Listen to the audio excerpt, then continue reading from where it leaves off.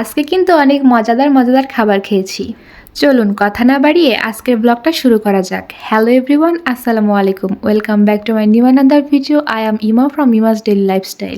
বেশ অনেক দিন ধরেই আমার খুব বট ভাজি খেতে মনে যাচ্ছিল, তাই আমার শাশুড়ির কাছে আবদার করার কারণেই সে গ্রাম থেকে এই বট ভাজি পাঠিয়েছে।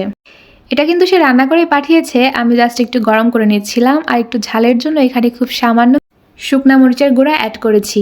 যেহেতু এটা আগে থেকেই রান্না করা আছে, তাই আমি এখানে খুব বেশিক্ষণ এটা রান্না করার পর ডিপ ফ্রিজিং করা ছিল।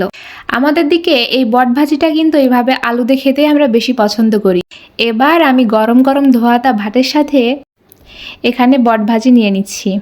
দেখতে যেমন সুন্দর হয়েছিল, খেতেও কিন্তু ঠিক ততটাই বেশি মজা হয়েছিল। এভাবে এটা দিয়ে আমি সকালের নাস্তা কমপ্লিট করে নিয়েছি। আপনাদের কার কার বট ভাজি খেতে মজা লাগে এটা কিন্তু অবশ্যই কমেন্ট করে জানাবেন। এবার চলে আসি দুপুরের রান্নায়। যেহেতু শরীরটা আজকে খুব বেশি ভালো ছিল না, তাই আমি এখানে সিম্পলের মধ্যেই রান্না শেষ করেছি।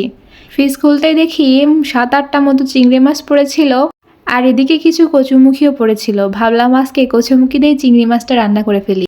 শুরুতেই আমি লবণ আর হলুদ দিয়ে চিংড়ি মাছগুলোকে ভেজে নিয়েছি। তারপর সেম তেলে আমি এখানে পেঁয়াজ কুচি দিয়ে খুব ভালো মতো পেঁয়াজগুলোকে ভেজে নিয়েছি। একটু ব্রাউন কালার হলেই আমি এখানে কাঁচা লঙ্কা বাটা, রসুন বাটা, আদা বাটা, জিরা বাটা অ্যাড করেছি, যাতে মশলাগুলো পুড়ে না যায়। এ কারণে আমি এখানে খুব সামান্য পরিমাণ পানি ব্যবহার করেছি। এবার শুকনা মশলাগুলো দেওয়ার পালা। আমি এখানে লবণ, হলুদ আর খুব সামান্য পরিমাণে শুকনো মরিচের গুঁড়া অ্যাড করেছি। তারপর মশলাগুলোকে খুব ভালোভাবে কষিয়ে নিয়ে আমি আগে থেকে কেটে বেছে ধুয়ে রাখা কচুমুখিগুলো এখানে অ্যাড করে নিয়েছি। তারপর এই কচুমুখিগুলোকে এই মশলার সাথে খুব ভালোভাবে মিশিয়ে নিব। আপনাদের কোন এলাকায় এই কচুমুখিকে কী নামে বলা হয় অবশ্যই আমাকে কমেন্ট করে জানাবেন। তারপর আমি এখানে সামান্য পরিমাণ পানি অ্যাড করেছি, যাতে কচুমুখিগুলো খুব ভালোভাবে সিদ্ধ হয়ে যায়। মাঝে মাঝে আমি একটু ঢাকনা উঠিয়ে এখানে নেড়ে দিচ্ছিলাম, যাতে এটা নিচে লেগে না যায়। এ পর্যায়ে আমার কচুমুখিটা কিন্তু অনেকটাই সিদ্ধ হয়ে গেছে। তারপর আমি এখানে আগে থেকেই ভেজে রাখা চিংড়ি মাছগুলো অ্যাড করে দিব।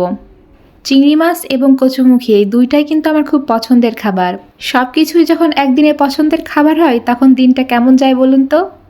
যাই হোক, তারপর আমি চিংড়ি মাছ আর কচুমুখিকে আরেকটু প্রপারভাবে সিদ্ধ করার জন্য ঝোলের পানি অ্যাড করেছি। তারপর আমি ভালোভাবে আরেকটু নেড়ে চেড়ে ঢাকনা দিয়ে রাখবো। ঠিক এই পর্যায়ে আমার রান্নাটা কিন্তু অলমোস্ট তৈরি হয়ে গিয়েছে। সাথে আমি করেছিলাম বেগুন ঘন্ট। যাই হোক, আজকে এই পর্যন্তই। আমার ভিডিওটি কেমন লাগলো অবশ্যই কমেন্ট করে জানাবেন, এবং আমার পেজটিতে নতুন হয়ে থাকলে অবশ্যই ফলো করে পাশে থাকবেন। আজকে এই পর্যন্তই, দেখা হবে নেক্সট ভিডিওতে। টাটা।